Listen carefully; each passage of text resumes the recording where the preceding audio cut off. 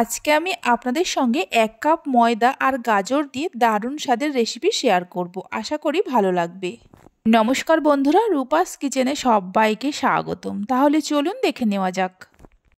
শুরু থেকে শেষ পর্যন্ত দেখার জন্য আপনাদের কাছে অনুরোধ রইল। প্রথমে একটা মিক্সিং বোলের মধ্যে নিয়ে নেব 1 কাপ ময়দা। স্বাদমতো নুন দিয়ে দেব। যে কাপ মেপে ময়দা নিয়েছি ওই কাপেরই 1 কাপ জল দিয়ে দেব। জল দেওয়ার পর মিশিয়ে নিতে হবে।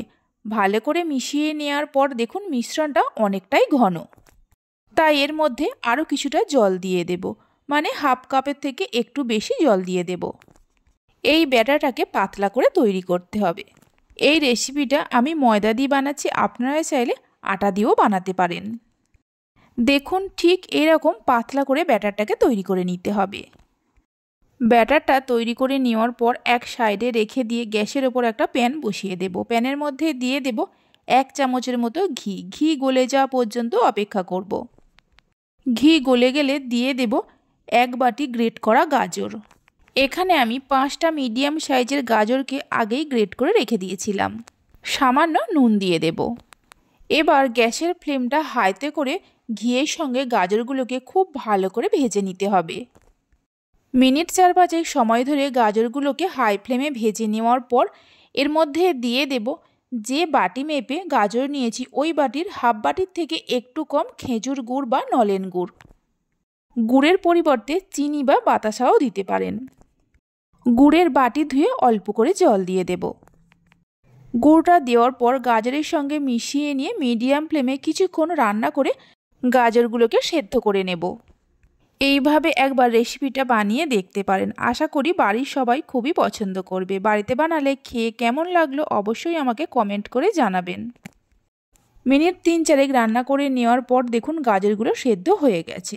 এই সময় গ্যাসের ফ্লেমটা লোতে করে এর মধ্যে দিয়ে দেব 10 টাকা প্যাকেটের 2 প্যাকেট গুঁড়ো দুধ। গুঁড়ো দুধটা চাইলে আর একটু বেশি করেও দিতে পারেন। গুঁড়ো দুধটা দেওয়ার পর লো ফ্লেমে মিশিয়ে নিয়ে গ্যাসের ফ্লেমটা মিডিয়ামে করে আরও কিছুক্ষণ রান্না করে নেব। মিনিট 4-5 রান্না করে নেওয়ার পর দেখুন গাজরের মিশ্রণটা আগের থেকেই অনেকটা ঘন বা শুকনো শুকনো হয়ে গেছে। এর থেকে আর বেশি ঘন করব না। একটা প্লেটের মধ্যে নামিয়ে রেখে ঠান্ডা হতে দেব। মিশ্রণটাকে একটু এইভাবে করে ছড়িয়ে দেব, তাহলে খুব তাড়াতাড়ি ঠান্ডা হয়ে যাবে। যে ময়দার ব্যাটারটা তৈরি করে রেখেছিলাম 1 মিনিটের মতো ফেটিয়ে নেব। ব্যাটারটাকে একটু ফেটিয়ে নেওয়ার পর গ্যাসের ওপর একটা প্যান বসিয়ে প্যানের মধ্যে অল্প করে সাদা তেল দিয়ে তেলটা ভালো করে লাগিয়ে নিতে হবে। প্যানটা গরম হওয়ার পর 1 হাতা করে ব্যাটার নিয়ে প্যানের মাঝখানে দিয়ে দেব। ব্যাটারটা দেওয়ার পর হাতা দিয়ে একটু গোল করে ঘুরিয়ে নেব। এই সময় গ্যাসের ফ্লেমটা লোতে রাখতে হবে। গোল করে ঘুরিয়ে নেওয়ার পর গ্যাসের ফ্লেমটা লো টু মিডিয়ামে রেখে এইভাবে 1 মিনিটের মতো রেখে দেব। ওপরটা যখন এরকম শুকনো ভাব চলে আসবে, যে গাজরের পুরটা তৈরি করে রেখেছিলাম এক সাইডে কিছুটা করে পুর দিয়ে দেব।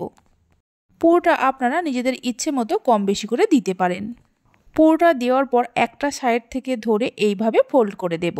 ফোল্ড করে দেওয়ার পর গ্যাসের ফ্লেমটা মিডিয়ামে করে 1 মিনিটের মতো ভেজে নেব। আপনারা চাইলে এর ওপরে অল্প করে তেলও দিতে পারেন। রেসিপি ভালো লেগে থাকলে অবশ্যই একটা লাইক করবেন, বন্ধুদের সঙ্গে শেয়ার করবেন। ভালো লাগলে চ্যানেলটি সাবস্ক্রাইব করে পাশে থাকা বেল আইকনটি প্রেস করবেন নতুন রেসিপির আপডেট পাওয়ার জন্য।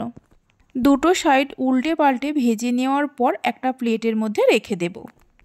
বাকি যে ব্যাটারটা আছে এইভাবে তৈরি করে নিতে হবে। এগুলো খুবই নরম তুলতুলে হয়। বানানো যেমন সহজ আর খেতেও হয় খুবই ভালো। তাহলে চলুন ভিডিওটা আমি এখানেই শেষ করছি। আপনারা সবাই ভালো থাকবেন, সুস্থ থাকবেন। ধন্যবাদ।